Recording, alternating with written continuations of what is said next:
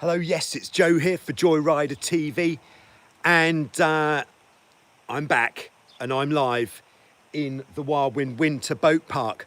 I have been putting some boats from the Winter Boat Park onto the beach this week, so that does mark quite an exciting time. I just thought I'd get in early.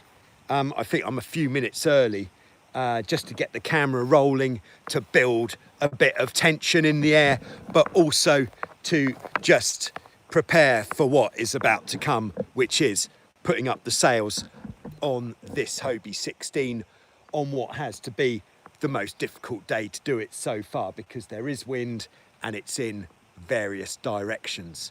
Nice. So I'm just gonna, as a little preparation. Hello, Drew. Yes, first here. Well in. White Knight 180 SX. Nice to have you. Hi, Kush. Nice to have you back, as always. Yeah, so just while we're waiting. Hi, Tony. Hi, Ventu. Just while we're waiting for everyone who is to arrive, I'm just going to have a quick check of the battens. Is this too soon to be checking the battens? Hold on, let's I'll see if I can do something better with the camera. It's this no cameraman thing. Hi, Tim. Oh, yes, peace from Canada. Hello, Stephen, thank you very much. Yeah, our breakthrough here in Greece is that we are allowed. Oh, hi, Drew. Oh, got first. Yes, nothing crazy, just a pleasure to sail. Hi, Tassos. Yeah, there's Tassos. He's also in Greece, and he's just spilt the beans because as of Monday next week, we're allowed to go out. There. But the forecast for Monday here in Vasiliki is absolute nosebleed windy. So it'll probably be about, I don't know, 35, 40 knots, maybe even. So that could be quite exciting. So I'm just going to start off. This isn't the meat of what we're going to go through. This is more of the not even the vegetables, more like the sauce. Hello, Rob. Nice to have you here with us. Yeah, so I'm just going to have a look at the battens in the mainsail. Hi, Igor. Pirates of Guaibera River, Brazil. Just featured, I believe, on Show Us Your Cat. Yeah, so what I'm going to do is just unwrap the mainsail and have a look at our batten tension before pulling the sail up. So I'm just going to reposition the camera. It's on the boat. It's a little bit too bouncy. Too bouncy, and we do not want the camera falling over. Oh no. All right, let's see. We'll flip this round. There we are, and we'll just come down a bit.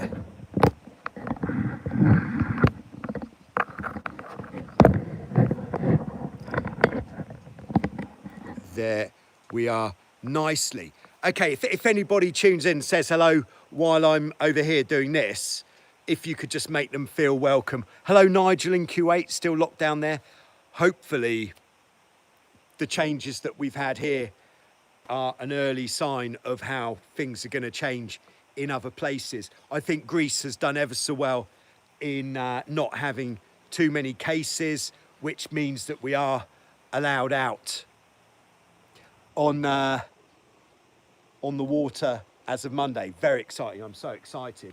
So I'm just going to crack on. So top tip number one, here it is when you put your sails on the boat, just think about which way round you're putting the sail, because I find it personally a little bit frustrating if I've put the sail on the boat and then before I can pull the sail up, I've got to turn the whole thing round.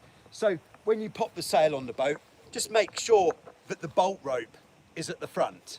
Sounds obvious, but it's only if you actually think about it, it does actually become obvious. Okay, And then just what I'm going to do is just unwrap the sail. This sail's been in storage for the whole winter, so it might have been eaten by a mouse or something, who knows? We're going to find out here.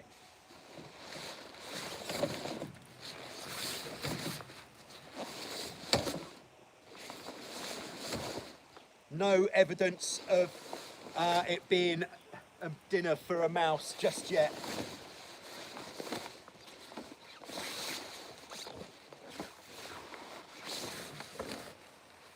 Okay, so the sail looks okay. The next thing I'm going to do, because we haven't used this for some time, so I'm just going to check the batten tension, and the way I'm going to do that is by visiting each batten and just making sure that it can't move inside the pocket. So if it can move inside the pocket, that means it's too loose and we need to tighten it up. But if it can't move, then that means we're not going to get those, what way is that? Those vertical creases along the batten pocket, and we're going to be okay for sort of general purpose sailing.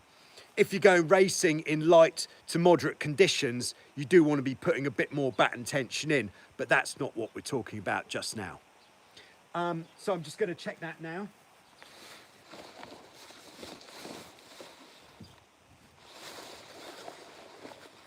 Okay, so I'm just going to hold the batten at the end there and give it a little push and pull, and that can't move, so that one's all right. And I'll just do this quickly because it is important, because you don't want those creases across the sail.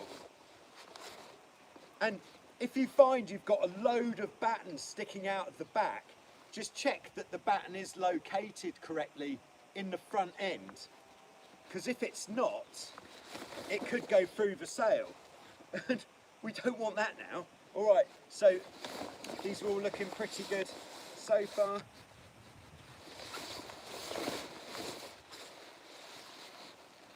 Okay, one more.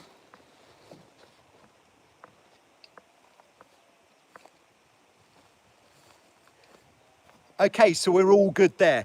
All the battens are in tight enough for just going sort of recreational sailing or everyday sailing. It's just if you're wanting to really eke that extra bit of performance out of your boat in light, not light airs, but from like 6 knots up to 14 knots, then that would be when you want to really crank the tension in on the battens. Any less wind than that, if you've got too much tension, it just puts too much fullness in the sail, and the air hasn't actually got enough energy to get around the sail.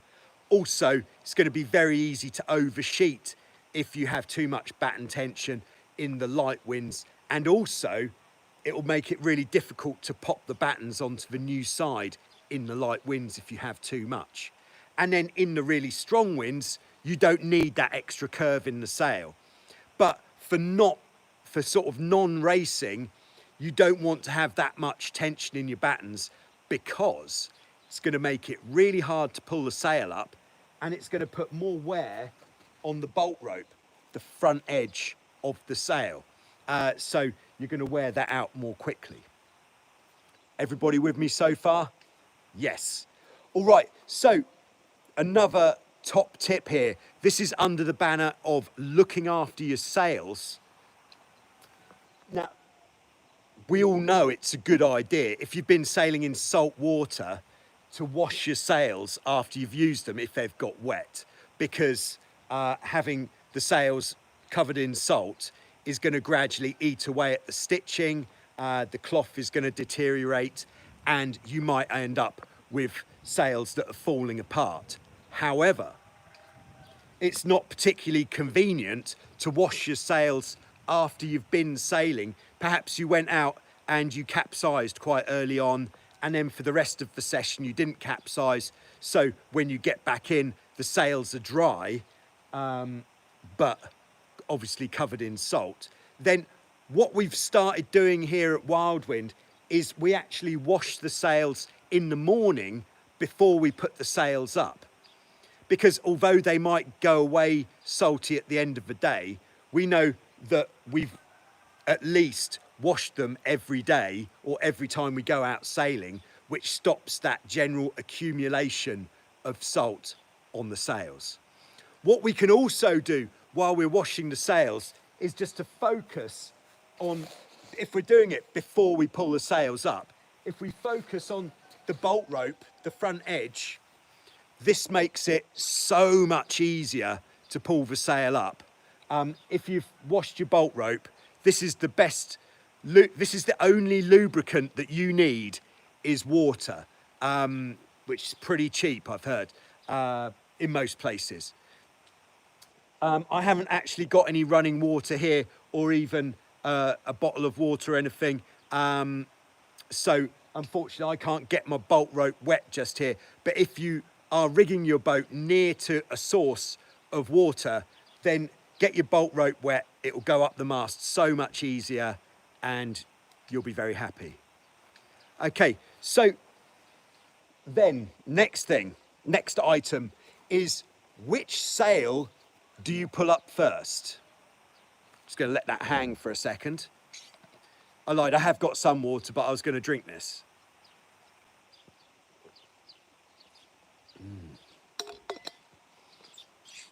Okay. It's generally seen as a popular choice to pull the jib up first and then the mainsail. But I've, in the, probably the last 6 or 7 years, jib says Scott. Any other entries in this contest? Main or jib? Marco, also jib. Yeah, I think most people do the jib. Steve's in there with the main. Matt's there with the main. Oh, we're looking a bit 50-50. Tim with the jib, Tassos with the jib, Ventu with the jib, White Knight main, John jib, Paul main, Kush main. I think we're pretty divided here. Wow, this is exciting stuff. Still coming in, Lucas with the jib, White Knight, because the jib might hit you exactly. Kite, says Jake. They're coming in too thick and fast. Now Dan's in there with the jib first. Okay, there's still coming, strong wind, jib. All right, so here's what my thinking is on this, is if you want to put a sail up and leave it up for half a day and know that the boat isn't going to get blown over, then yes, the jib first. And also by putting the jib up, you put the rig tension on a bit, which means the mast doesn't flop around so much. But whenever it's been windy and I'm rigging a boat and I'm going to sail it immediately afterwards, putting the jib up first. Hi Duncan, nice to have you here again. By putting the jib up first, it means when you're putting the main up, the jib is in your face and it's hitting you, and the clue plate on the jib is pretty heavy and it can really give you a good smack if it's windy especially. So my jib has an auto roller. Well, you're okay then, Steve. Yeah, this is kind of 16 specific a little bit. So for that reason, I've started putting the mainsail up first, and from starting doing it in the heavy winds, I continued to do it in the light winds, and I just liked not having the jib in the way. That's just my thinking. Of course, both ways round are fine. When we're sailing on the boats with the fancy sails, like if I'm sailing in a tornado competition, then I'll definitely put the mainsail up first, because the jib hasn't got as much support to it from the boom or the battens. So if you have the jib up on a boat, like on a Tiger or an F-18 or a Tornado, something similar, if you haven't got it sheeted in, then the clue of the jib can just be doing that continuously, which means that sailcloth is going to be deteriorating gradually, and you're going to get creases near to the clue, which makes it more sensible to put the mainsail up first. But this is just my opinion. But I think right now I'm going to put the mainsail up.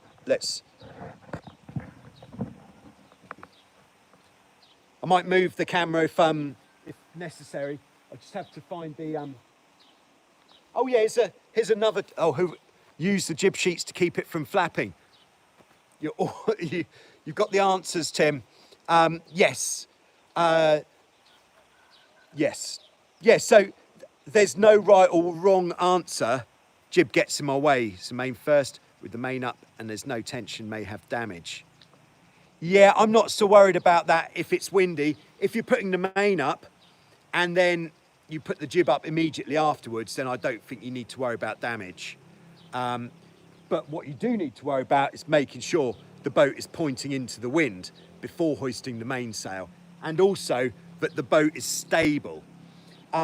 Many times I've seen mainsails getting hoisted with the launching trolley like halfway, like where you'd have it for wheeling the boat.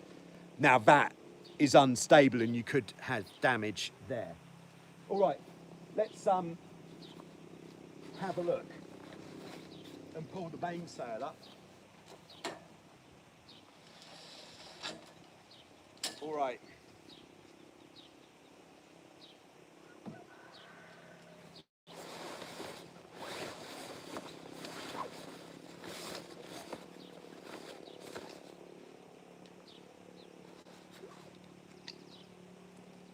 You can chat amongst yourselves while I'm doing this if you like, but there we go. So when I put the main on the boat, generally looking for about this much sail in front of the beam, and that means you're not going to be fighting the sail as you pull it up. So that's about the right spot. So you get the main halyard.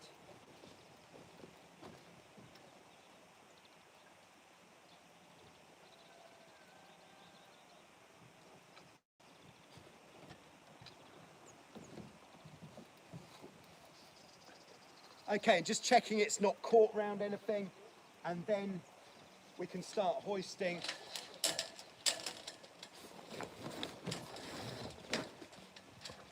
So with the initial bits of hoisting the sail, just for it to go up a bit easier, I'm just pulling the bolt rope in a little bit forwards of the mast track so that those battens definitely don't jam as they go in.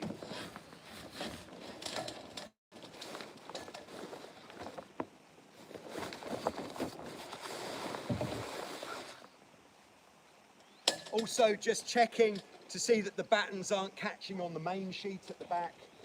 That's a good idea.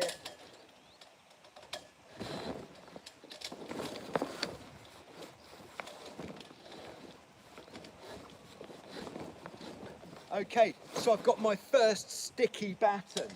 So what I'm going to do is get that batten pocket above the opening in the mast. There's enough tension in the sail to keep it in position. So what I'm going to do is I'm going to stand on the dolphin striker to get the height. I'm not going to let go of the main halyard because I'm going to need that. And I'm taking one hand either side of the sail, and then I'm going to push it up. So.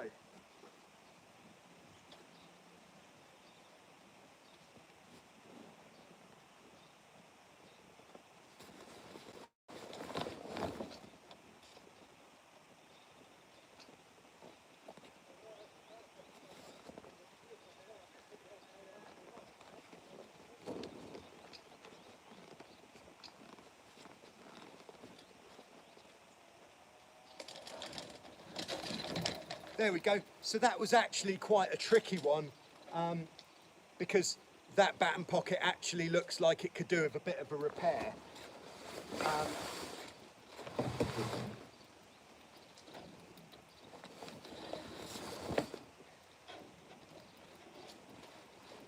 Okay, and just really paying attention to the batten pockets as they enter the mast.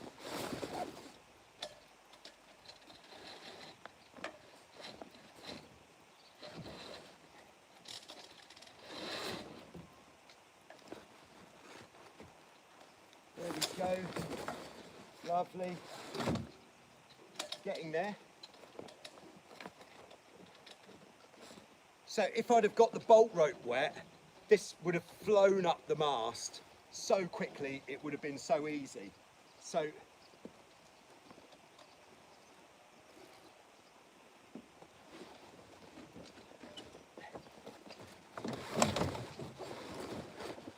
there we go. If you're not familiar with the 16 so much, at this point on the sail, you'll see there's some cringles in the sail, and this is actually a reefing point where there's a second lock on the halyard. So what we have to do to get past that is just pull the halyard from further forwards, and then we'll get past that locking point. It's the last bit, which is usually the most troublesome, let's say.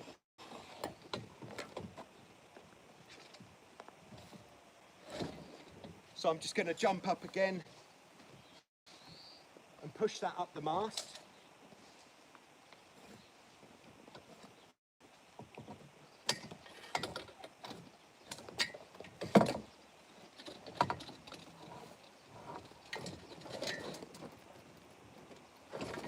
Okay, then that is at the top. Just bringing the halyard into the mast in the middle, pulling the sail down, and then feeling that resistance, but it's definitely locked in. And then what I'm going to do it on the other side. In fact, you could come along.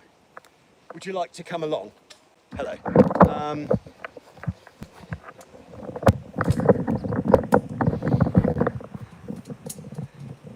So just under the banner of reducing the chance of the halyard catching on the jib battens, we're just going to take the halyard round behind the shrouds and the trapeze. So I'm just trying to position the camera at the same time.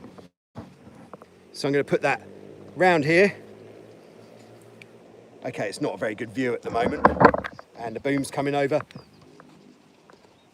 What about silicone oil or graphite? I find that water does the job, but a bit of lubricant is going to help, but only a little bit.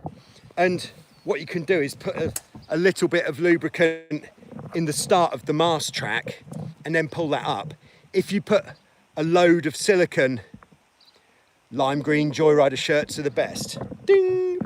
Yeah, new range coming soon, of course. Yeah, because if you get the silicone spray on the sail, it is absolute murder to get off, and drips onto the trampoline and everything is slippery. I've got a matching lid. Okay, so I've taken that behind the shrouds. If anybody would like to come out to Vasiliki and have a job as camera operator, that would be very good for everyone. So I've taken it behind the shrouds. Now I'm just going to have a little bit of tension on there, but not so much that we risk unhooking it. That'd be nice. Yeah, I think so. Right, I'm just going to pull the rest of this rope through from round here. Furniture wax. No furniture wax, just water, just water. Unless you have been using furniture wax for years and you really like it on anything other than your furniture. All right, so then I'm just going round the cleat, round once, and then just doing but this is, everybody has a way that they like to do that, but that's just how I like to do it, not too much on there. Okay, James uses a dry silicone spray on the mast and sail. Okay, and then with the halyard, just going to wrap that up. I definitely don't tie the halyards. Oh, yeah. All right. I definitely don't tie the halyards. I just put them in a coil like that, so that then if you do have to drop the sail in a hurry, you're not then in a tangled mess of trying to untie the knot that's tied the halyards together. If you really want to, you could then put your halyard under the front beam, take it up through the trampoline and into the pocket for the first sail. Yeah, if you can get out here, Stephen, you'd be very welcome, because my only choices of crew at the moment out here are either my wife or my little boy. And somebody has to look after the little boy. Tricky. Little boy gets to go, I think, but he's whoa, the wind is changing a bit. Yeah, he's only 30 kilos, so I think in 30 knots of wind, that's not going to be quite enough. All right, so I'm not going under the front beam because I find it a little bit annoying when dropping the sail. In answer to James's question, have they let you sail yet? No, not yet, but we are allowed back out onto the water as of Monday next week. And the forecast for Monday is a lot of wind. So most likely I won't be taking a boat out. I'll just go and get me hair wet on a windsurfing board, because also there's no safety cover. So to go out single-handed in 30 knots of wind might be seen as irresponsible with no safety cover of any description. So that's what I'm going to do. All right, so there we go. We've got this, the mainsail is up.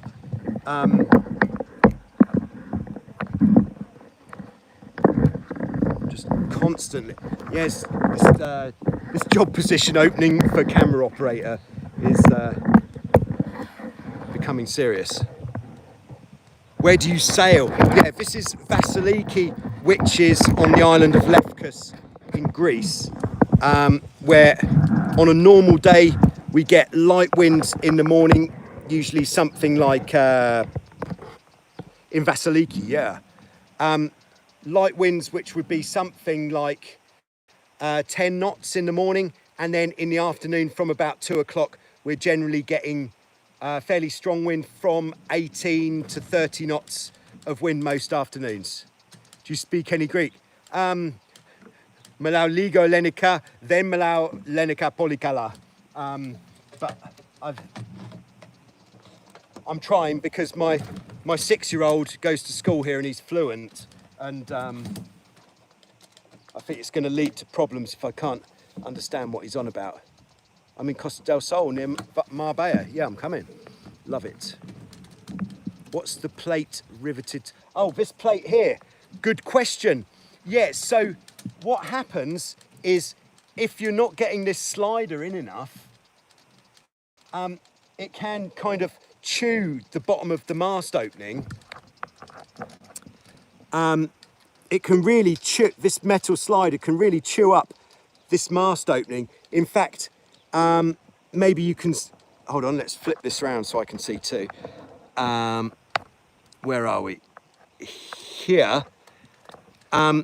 It's just starting to come outwards there, but if it gets really bad, then it can actually rip a bit of mast track off. So what we've done is we've riveted a plate where the mast track's been damaged, and we've riveted up a little bit higher just to make sure that the gooseneck slider here always sits inside that bit of the mast.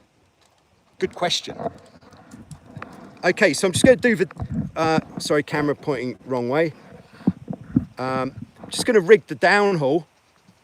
So this is definitely if you haven't got the 6-to-1 downhaul system on your 16, it's definitely a worthwhile investment, because it does give you a lot more than the old style downhaul system.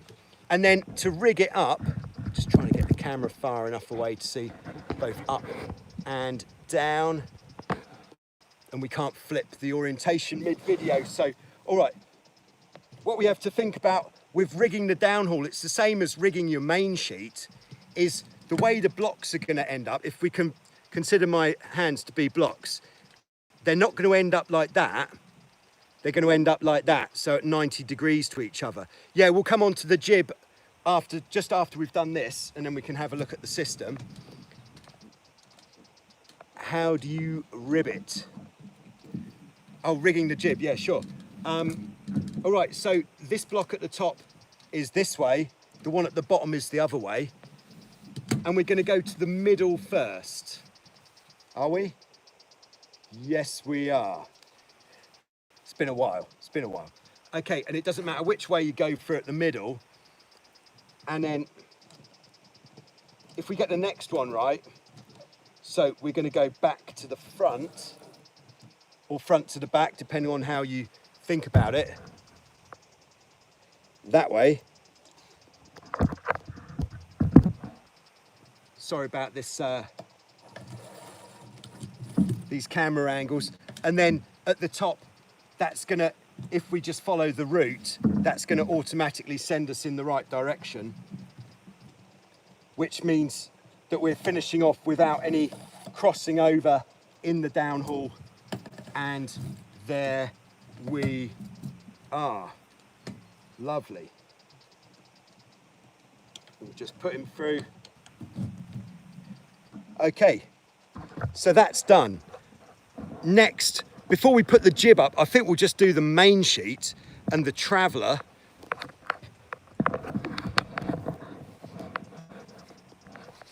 All right, here we go. We've got, whoa, so the Hobie 16's got no joint between boom and mast.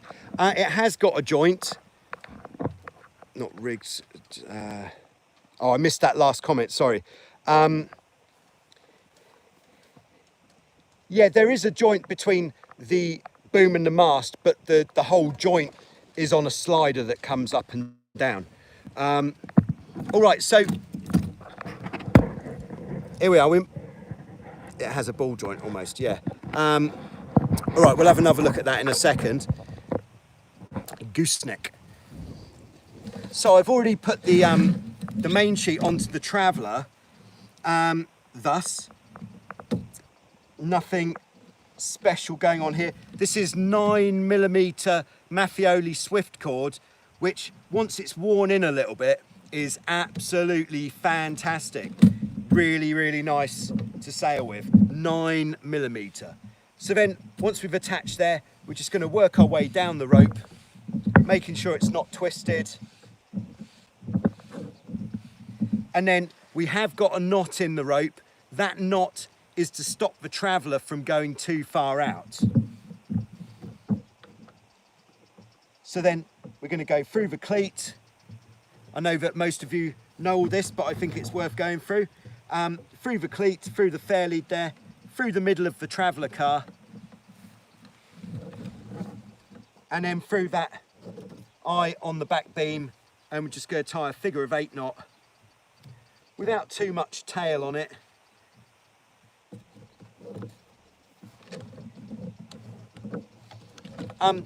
For all the lengths of the ropes on a 16, I've done the 16 and the Tiger. I think I've got a chart on my Patreon page, which you can go there and have a look at, even if you're not a subscriber to that exclusive club. But it says what the best ropes are to use in all the different places on the boat. Okay, and then I think let's be daring, and we'll hook this on now to stop the boat, stop the boom from swinging around quite so much. But we're using a snap shackle on there, as I've pointed out in the past. I've put the correct size snap shackle on my Amazon storefront. So if you want to get hold of a snap shackle, you can just find one there. Very nice. Just look in any of the Show Us Your Cat videos or something and you'll find a link there. And the snap shackle is good because it is so quick. That was how fast it is to get it on. But more importantly, to take it off. All right, someone timing this. I bought one, works great, yeah. What can I do when the traveller doesn't slide easily? Yeah, Christian, have you got the same sort of traveller as this, or do you have, yeah, McLube? I've heard great things about McLube. Have you got the same traveller as this, or do you have the plastic one? That's a question for Christian. Because the plastic ones don't slide very well. Measurement between the bottom of the mast, bottom of the mast, top of the sticker. That's McLube, works well, but it's expensive, yeah. Very sticky traveller, plastic. Yeah, you see the plastic traveller car is always going to be a bit sticky. And as well as using water or some sort of lubricant like muck lube or a bit of silicone to help it just run in and out. Other things you could do is perhaps just make sure there's nothing kind of, what would you call it, gnarly about your traveller track. Like if there's bits of metal which are a little bit out of shape, that's going to stop your traveller from running freely. So get in there with a file and just get it so it's really nice and smooth in there. That's going to help. Oh, dishwasher liquid, top tip there. And then the other thing with the traveller, and this is the same with the ball bearing traveller here, is if you've got a load of tension on your mainsheet, it's going to be really, really hard to move the traveller. Let's just see if you see that that rope is loose and the traveller won't move. Whereas if we let the tension off the main sheet, then easy. How long does it take to take the trampoline off? Depends on how many times you've done it. But to take the trampoline off, you're probably looking, taking it off about 10 minutes, putting it back on, maybe to get it tightened again, probably 20 minutes, half an hour, depending on how furiously you're going to attack it. I've actually just noticed we've got 2 jibs here. That's fun. All right, so that's on. And what I'm going to do, because what I don't want is the traveller to be, if the wind changes, I don't want the traveller to go banging all the way to the outside. So I'm actually going to cleat the traveller in the middle and just have a bit of slack in the main sheet. And then hopefully that will stop the main from banging around too much. But of course, this is because the wind is changing, but it's not mega strong. So I'm not worried about the boat blowing over. There, example there, boom in the head. Oh yeah, but did I mention the knot in the traveller rope is basically, flipping the camera, is basically this knot here. It's to stop the traveller before it gets to the end of the track. Because if you're a traveller, whatever type of traveller it is, if it hits the end of the track, then you're going to damage the traveller car, especially the plastic one. So you want your traveller to stop kind of like, I'd go like a hand span like that from the end. And that way, hello Alexander, nice to have you on board. Yeah, so by stopping it there, that means you're never going to risk the traveller hitting the end. Okay, so we're going to put the jib up. I'm going to put you over here again. Hope you don't mind. Or in fact, let's have a look at the jib system first, the halyard system. This is a 2014 Hobie 16. From Hobie Cat in Europe. Of course, the American boats are going to be different, as will the Australian boats, and the Brazilian boats. Is there a Hobie Cat being built in Brazil? I don't know. But what we've got, this system was changed around 2001. When do you record Film on the Sea? Sometime next week. We're allowed back out on Monday. So we've got the halyard coming down, then it passes through this block here. Do you have any 1970s cats still in the fleet? No. I think the oldest boat we've got is actually my Tornado. All right, so that goes through this block, up to another block, which is on the side of the mast, down through a cam cleat, and then there's a horn cleat below where we cleat it off. The old system on the European boats wouldn't have had these two blocks, would have just had this cleat on the side of the mast and that was it. But they decided to give you a bit more ease of tuning her up there. All right, I'm just going to tell you what I'm going to do first and then I'll put the camera down and do it. So if we look at jib tack positions on the chain plate here, is the cam cleat put with ribs or you'll have to rephrase that. The cam cleat just makes it a bit easier to just grab the rope as you're pulling the tension on. You'll see that in a second. But then the horn cleat, this one, the setup of the connecting to the mooring buoys. Yes. Can you do an hourly rate for? Yes. Whoever that was who said that, definitely, because I need money. All right. So just a very quick answer to the mooring question, because we put our boats on moorings, as you may have seen. We just have a rope loop here going through this eyelet here. So if you can imagine, this is the clip from the mooring. We clip it through the rope and then onto the wire as well. And then that keeps the mooring fairly central on the boat, but it stops anything from coming down here, attacking the hull. But the boat sits really well with it hooked on there. Oh, is the cam cleat put on with rivets? No, I think it's with screws. Long self-tapping screws, that cam cleat. But if you are looking at changing the system on your boat, make sure that if you're doing anything to your mast, it is perfectly sealed, because you don't want any water ever getting into your mast, because that is disappointing and can be slightly dangerous. If there's water in your mast, it means if you capsize and you haven't got a masthead float, the boat will invert more quickly, giving you less time to get out of the danger zone, which would be kind of like in this space here. Okay, all right, nice one, Steve. Will you swim on NACRA 15? I would love to. All right, so let's put the jib up. All right. Oh yeah, we were talking about where to put it on the chain plate at the front. Sorry, it's easy to get distracted.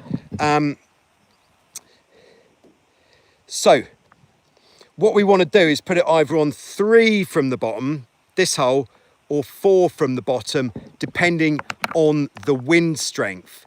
If you move it higher up, what that's going to do is give you a looser foot and a tighter leech. So the back edge of the sail will be tighter because we're pulling it down more. Whereas if we move it down, the back edge of the sail will be more open because we're pulling it along the bottom more. We'll see this once we put the sail up. So for our normal Vasiliki rigging, because we rig the boats in the morning knowing that we're going to sail them in strong wind, we would always put them on hole number 3. Whereas in the real world, if you're going out in more of a moderate wind, lighter wind, for the whole session, maybe 4 would be appropriate. So there we are. That is a quick explanation of holes on your chain plate. All right, so we'll just pop you down over here. Again, just do feel free to chat amongst yourselves. How's that? As a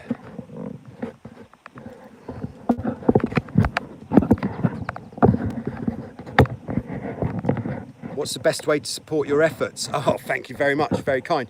Patreon, which is a place.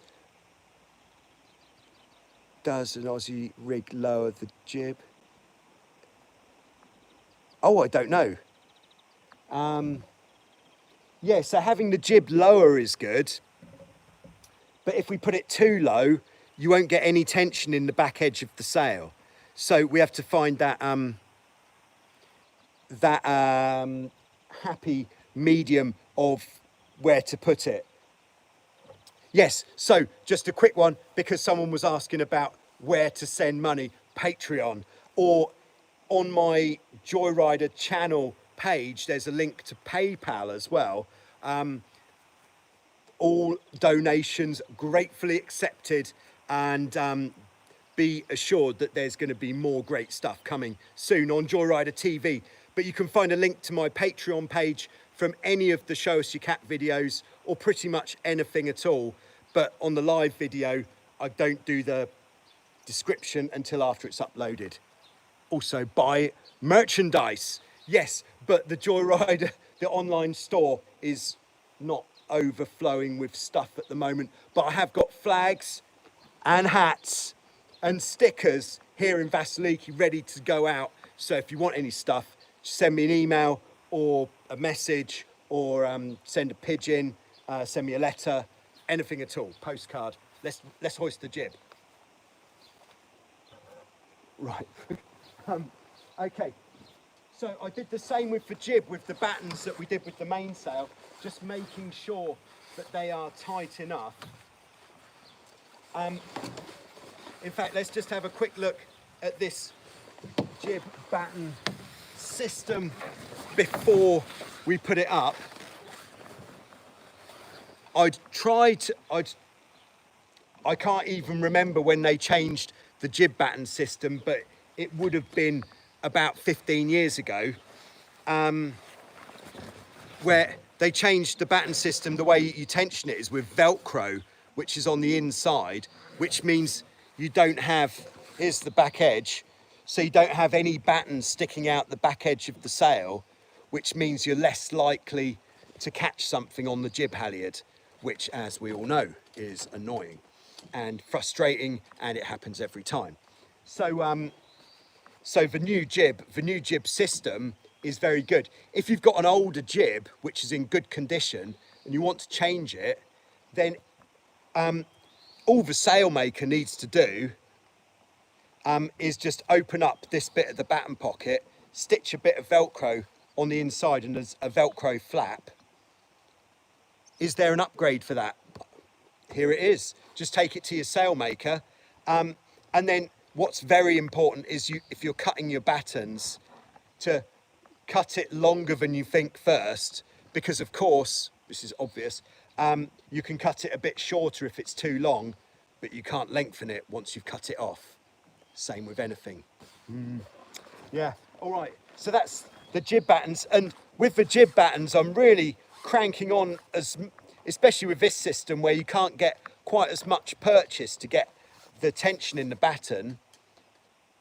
You can also saw a little batten and push the end cup inside. Ah, yes, you could do. Yeah, you can't get much purchase with this, so you really do have to crank it on. But I have made already a video about battens, so if anybody wants to go a bit deeper into battens, check out the video on battens that I did previously. But so most important when hoisting the jib,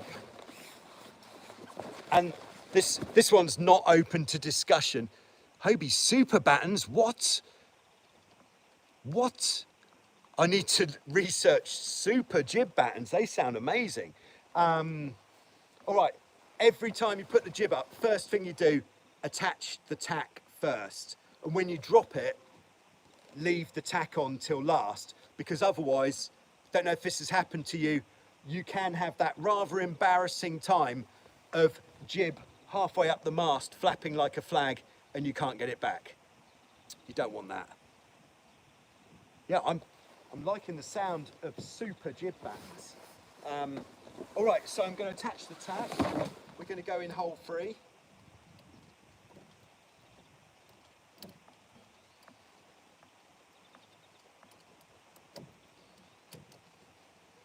Incidentally, we were meant to be getting new sails for our 16s this year, but unfortunately, due to the not being open scenario for the next 2 months, probably at least, means we've had some budget cuts, which means these sails are quite clearly still all right, but I was looking forward to some new colours. No, that wasn't why we were changing them at all, but I was looking forward to some new colours.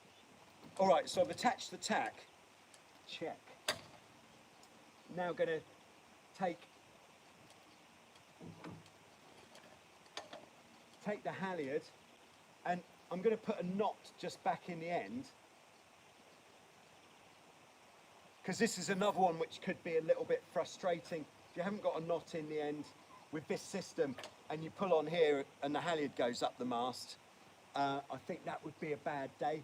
And then we're just going to check there's no twists in there, As I said in the last video, it is very important that your jib halyard is a high quality rope. So, well, either high quality or thick. So what we're using here is a 5mm rope which has got a Dyneema core, which means it's not going to stretch. The other alternative is to use a thicker rope, like a 6mm rope with a polyester core, which might be a little bit less expensive, but will still have the sort of similar stretch characteristic. But the 5mm Dyneema that's the stuff, because you may think it's only a small detail, but it won't have as much windage as well when you're really pushing the envelope and giving it the beans and you've got a GPS on. You want all the help you can get. All right, we've got one hank on here, which we're going to clip on. And now we can start pulling her up. I'll put it on this side just so it's still.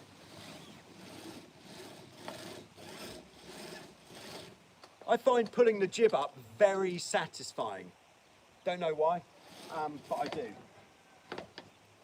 Okay, so now the jib is up. Okay, this is taking it back to fairly simple stuff, but can we see back this far? Oh yeah. This is the shroud. You can see how loose that is. This is because on a 16, all of the rig tension is going onto the jib halyard. So because of the way it works on a 16, your mast rake, the angle of the mast to the boat, is all to do with the jib halyard, and then we change the shrouds depending on where you like to have the mast rake most often. Hope that makes some sense. So then to get the tension on, I'm just going to lock this off and then pull the halyard from here outwards like this, and then pull that through, and then with this cam cleat system we can just grab it in there easy. If you've got this slightly older system which has just got a cleat at the bottom, then what you'd want to do, sort of, if we pretend that this block is that cleat, we put the rope through the middle of the cleat, pull it, then pull it from here, pull that through, and then pull it from there again to get the tension on.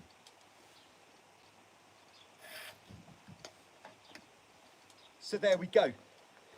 So you may ask, how much tension do we put on the jib halyard? It's a pretty good question. The tighter we have it, that's going to bring the mast more upright. It's going to mean we can sheet in more main sheet, so we're able to pull more power on, and the mast isn't going to fall away to leeward or leeward quite as much. I'll get back to you on that in a second, James. Yeah, so for lighter winds, up until when you are double trapezing and you're feeling like the boat wants to go faster but you can't make it go faster, then pull the main halyard on as tight as you can using this technique.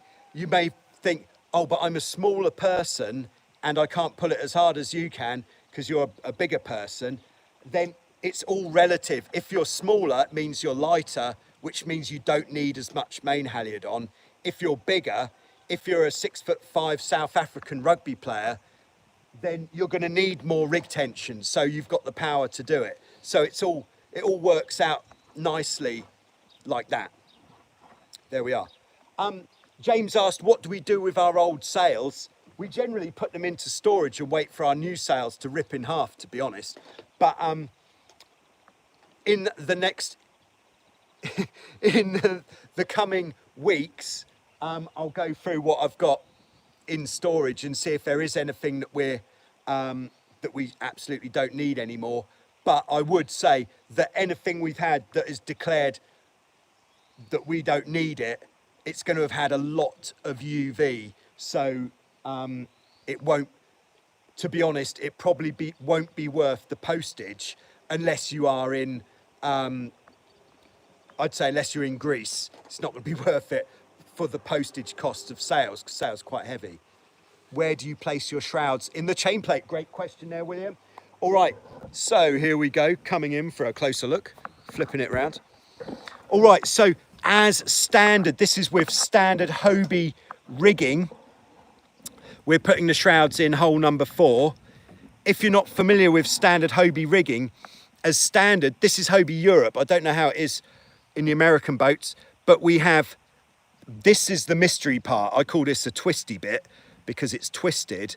And what this does is it allows the movement in the shroud to go forwards, backwards, and side to side without creating any kind of horrible opposing load.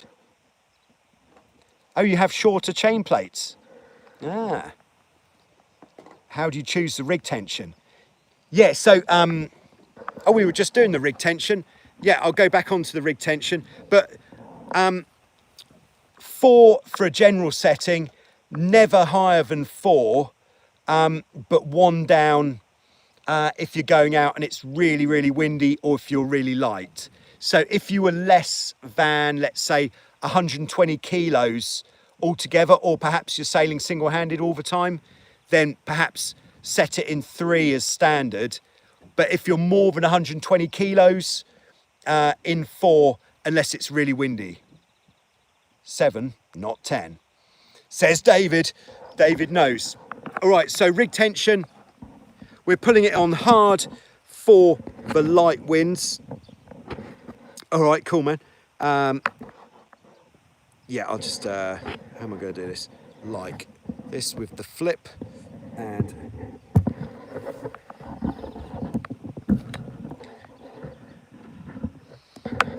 Steve's goes to 11. Spinal Tap reference, I believe.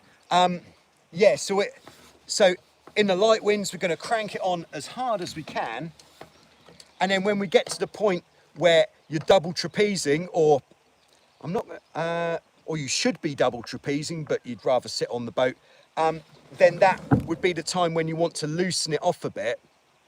And loosening off the rig tension on a 16 makes a massive difference, absolutely enormous, because it really helps to depower the boat, and it lets the boat kind of breathe as it gets stronger. There's a really good video done by somebody else, would you believe? It's a South African chap who lives in America. Can't remember his name, but he's got the nice grey rubber on the sides. It's not a particularly high quality video, but the content is brilliant about the jib halyard. And I did actually put it in the community part of the Joyrider page. Would you do that while sailing? The rig tension, yeah, if you've been out sailing and you're like, oh, the boat just doesn't want to go. If the boat just doesn't want to go and you feel the upwind, it's almost like the boat feels a little bit like unbalanced. Perhaps the rudders don't feel like they're gripping enough, or you're constantly having to sheet out all the time, then we can loosen the rig tension. So how much to loosen is not as much as you think. Yeah, I will do. You won't be impressed with the actual quality of the video, but the content is fantastic. All right, so about an inch of rig tension off, that will make a big difference. And then if you've loosened off that much and you're still not happy, a little bit more, tiny amounts. Honestly, you're the only YouTube tube. Oh, thanks very much, Drew. You're very kind.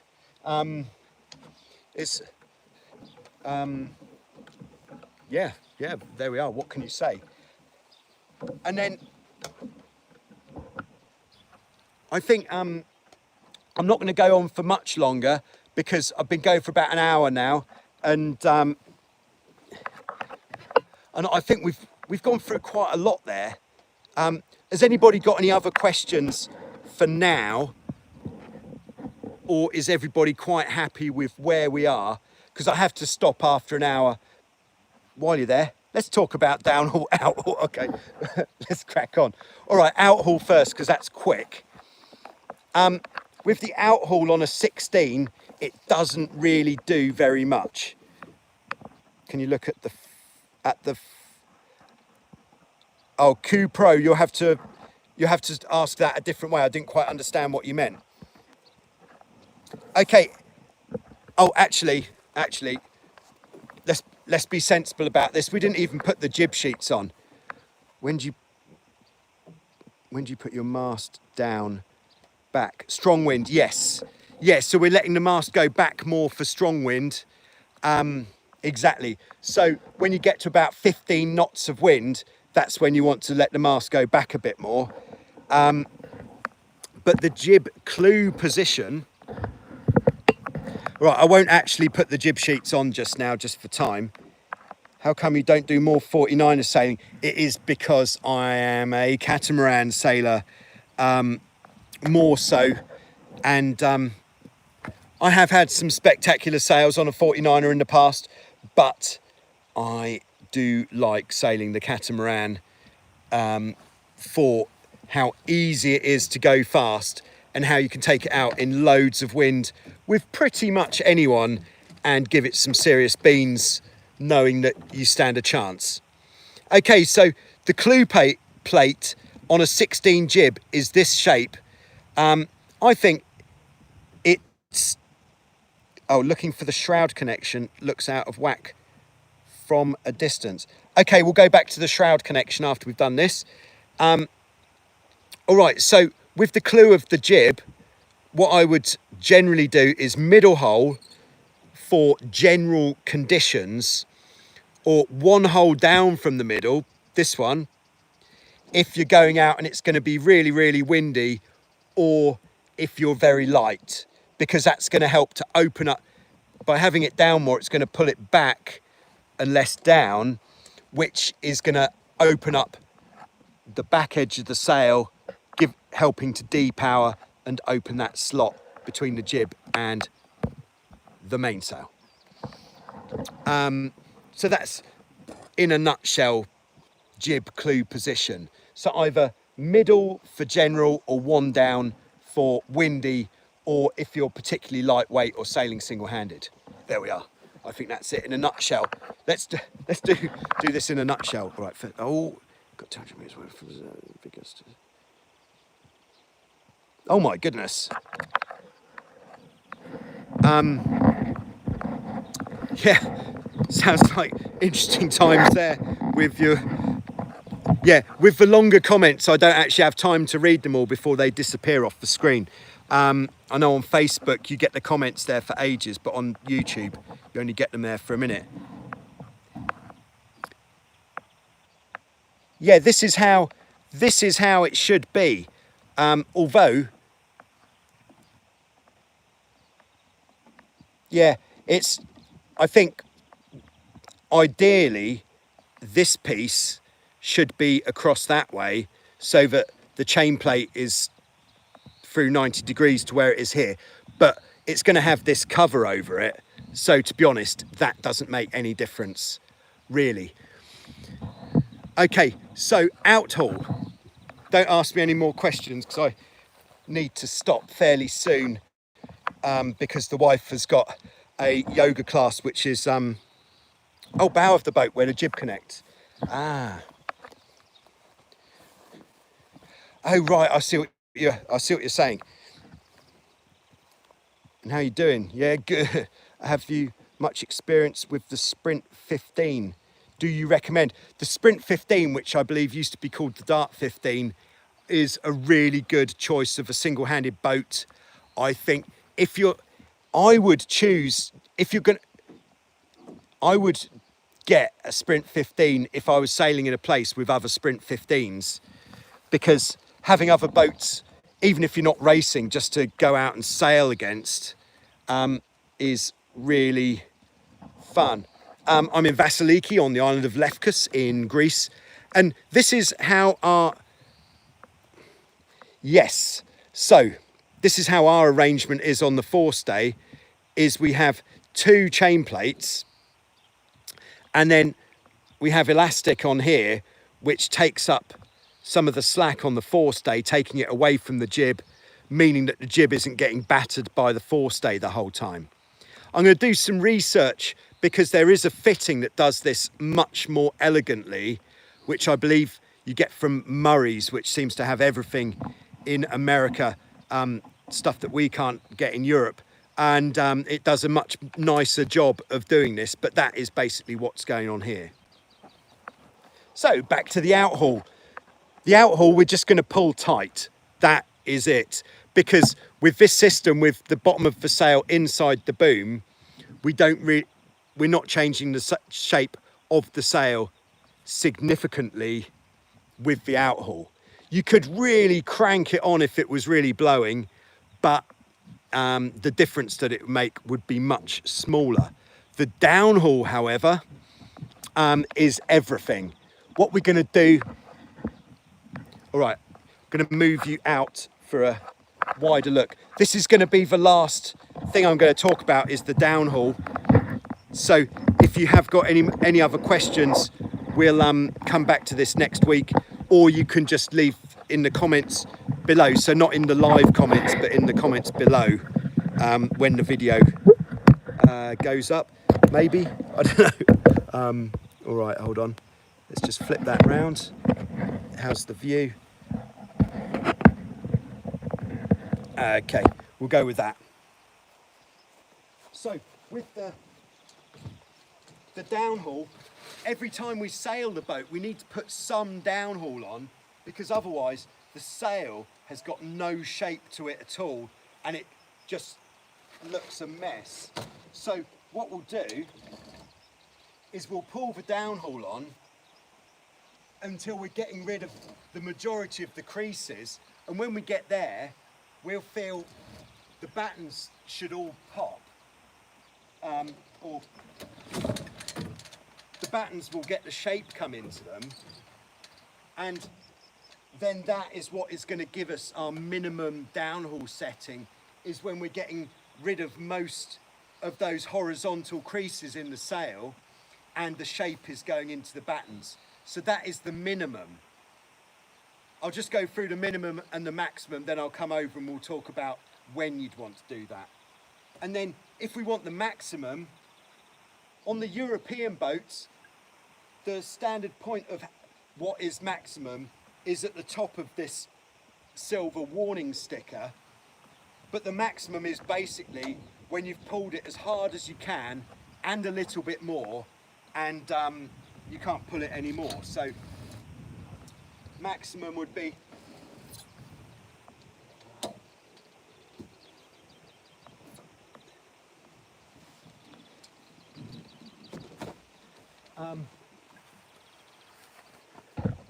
yeah, so maximum would be kind of like that. And what that does, downhaul to full beans, yeah, that's right, James. I'm still yet to put any calibration stickers on or even pump them out, but it's going to come soon.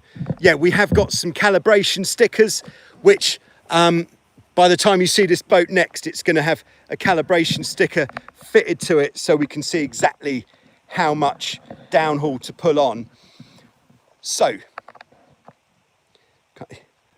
well, I thought so, yes.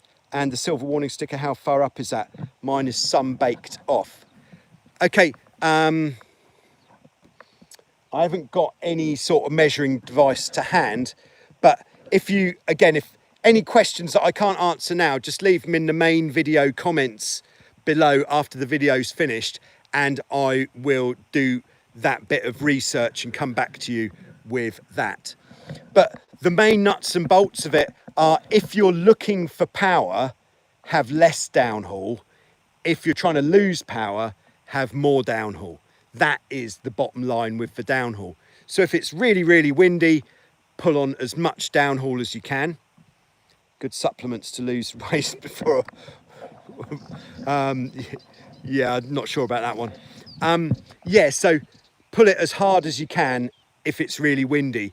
It really does make a massive difference, which is why upgrading to this 6-to-1 downhaul system like this is a worthwhile investment, much more worthwhile than changing your jib system to this, where you're having to put 1-2 new fittings on the mast, and it still does exactly the same thing.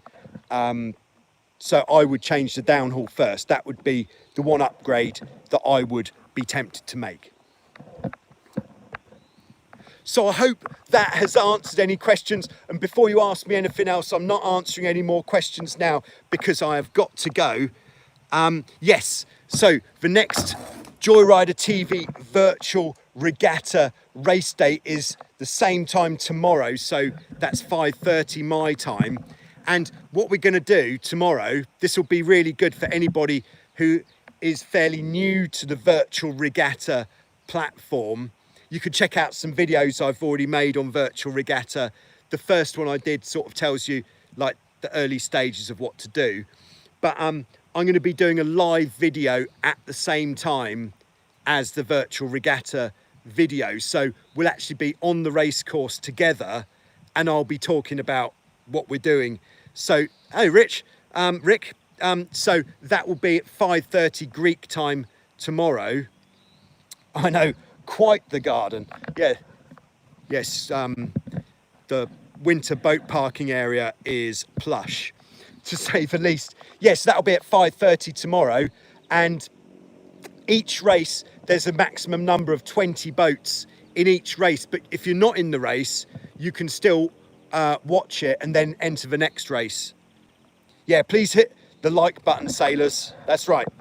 Okay, so that's tomorrow. Then Friday for some stretching, and you're not going to believe it, but I haven't actually got anything for this week's Show Us Your Cat.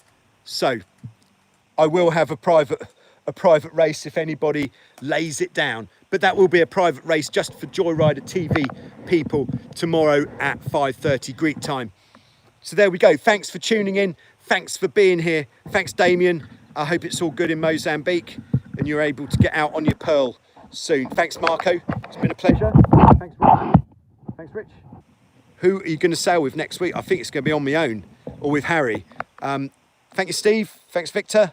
James, always a pleasure. Actually, I'll leave this running. I've got to drop the sails, so I'll leave this running while I drop the sails, just in case you're interested in what goes on behind closed doors. Thank you, David. Thank you, Kupro. And thank you for tuning in. If you guys didn't tune in, I wouldn't do it. So it's a two-way thing. All right, I'm just going to de-rig this. Just check out the speed on this snap shackle. How fast? I know. That is unbelievable. So also, hoisting and dropping the jib, always do it on the land. Didn't mention that earlier. It's really hard to do it on the water because the front of the boat's so high up, means you can't really get to it.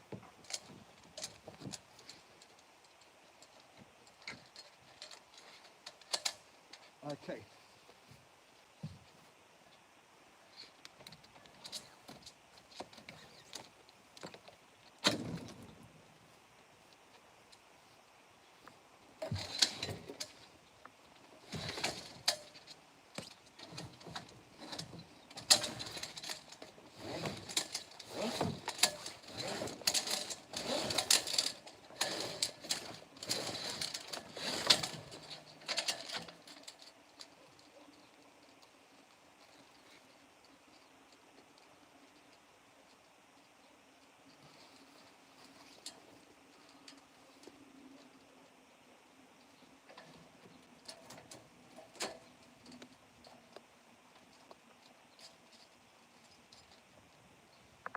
Okay, now this, for anybody who's still here, this is a little trick shot of tying your boat up when...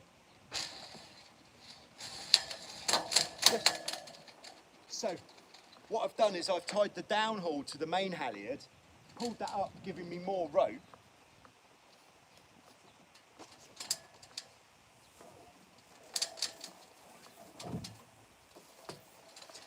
which means I've now got the main halyard coming from the top of the mast.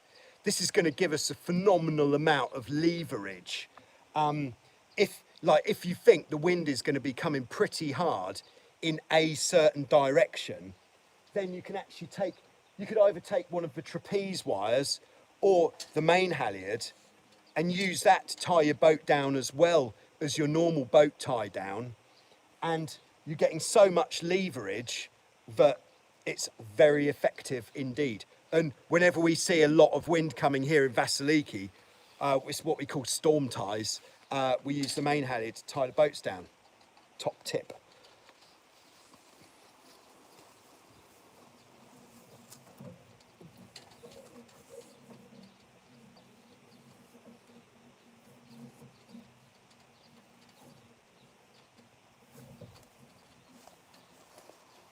But you could also do that awesome job. Yeah, thanks, Paul. If you didn't have a tie down under the boat but you wanted to tie your boat down and perhaps there's a tree, good tip. Yeah, that's if you live somewhere close to where your boat is. Yeah, it might be quite annoying for the neighbours. Yeah, but it is absolutely essential to tie your boat down, I feel, even if you're in a place where you're not expecting much wind, because you never know. But with this halyard tie down thing, make sure you do untie it before you try to move the boat on the trolley. Otherwise, you could look rather foolish. Yes, Victor, definitely. All right, so I'm just going to roll this up. We always roll our sails up from the top. Main reason, the honest main reason, is because it's easier to do on your own.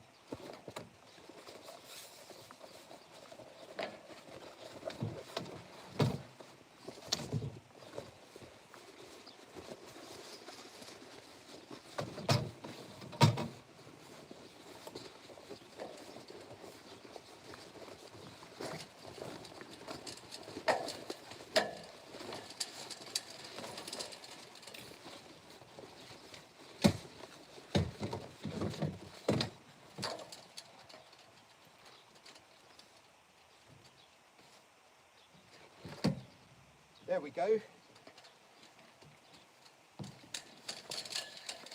She's happy.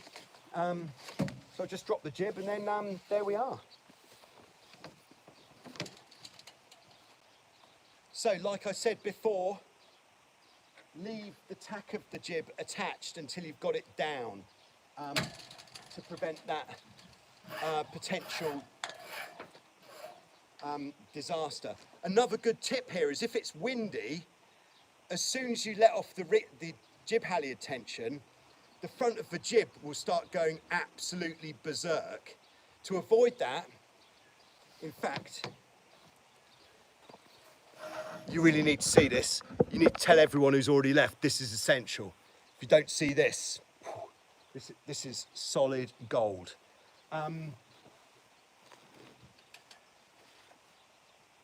So, okay, let's put ourselves in a scenario. It is windy and we're de-rigging our boat.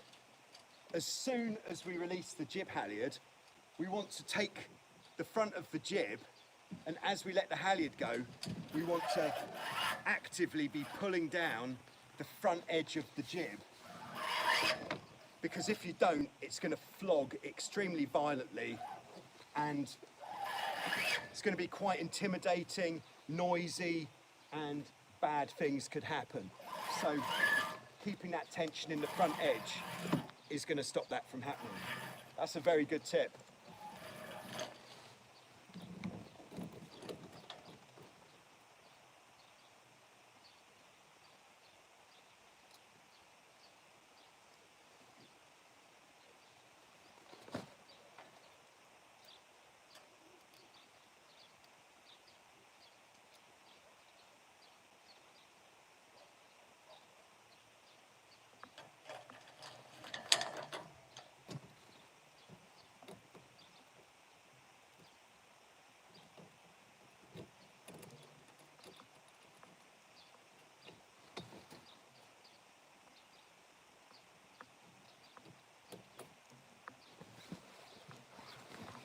Okay, and then if it is windy, and as you pull the jib down, you're worried about it blowing away, I would say don't be afraid to put your foot on the jib. It's much better for your jib to get a little bit dirty or to have a footprint on it rather than it getting blown somewhere and wrapped around something and screwed up. So, worth doing. Same with the jib for me as it is with the main. I'm always rolling it from the top just because it's easier.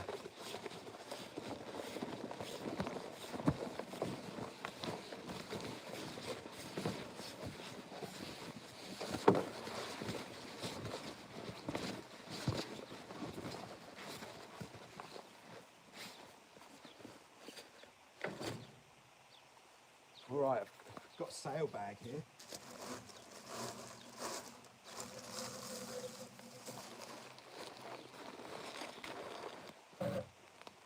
Well, thanks to everyone for sticking around. It's very, very nice of you to stick around, but I'm going to have to end it now because I've only got so much 4G available and I don't think I should be wasting it with putting the sail in the bag. So maybe I'll see you tomorrow for live virtual regatta. We'll just do 1 hour's worth of that tomorrow between 5:30 and 6:30 Greek time. Oh, Patreon, good question. This is a very good question. What Patreon is it's a third-party website, so it's nothing to do with YouTube. And I do have a Patreon page, which you can find in the description of any of my other videos. And I'll put that description in this one once it's uploaded, but it generally takes about 5 hours for these live ones to upload and become a regular video. If you know what I mean.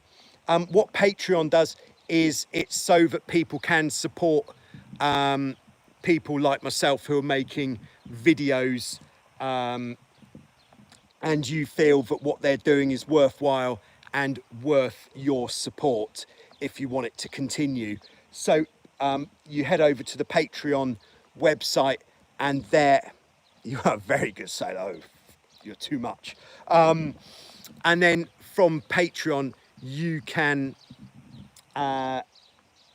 say how much you would like to support that person and whether it's like $1 per month, 5 per month, or 10 per month, or 100 per month, perhaps. And it goes up. So I'm willing to accept as much as you're willing to give. Is that wrong? I don't think it's wrong.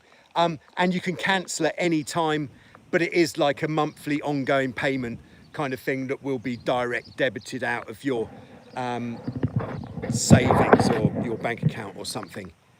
You are a very good sailor. Thank you very much. So good, he said it twice. Yeah, so that is what Patreon does. And I've put a few other bits on. Don't push it, says Damien. I've put a few other bits on my Patreon page, such as the sail colours diagrams. I think all the rope lengths, things like that, are all on my Patreon page. So even if you're not looking at, if you're not in a position to chip in a little bit just now, then do feel free to go and have a look around over there where there's some more content which might help you with your boat. Otherwise, thanks very much for tuning in. Once again, I'm going to sign off here before I haven't got any 4G left for the upcoming videos still this month. So thanks very much and good luck and stay safe.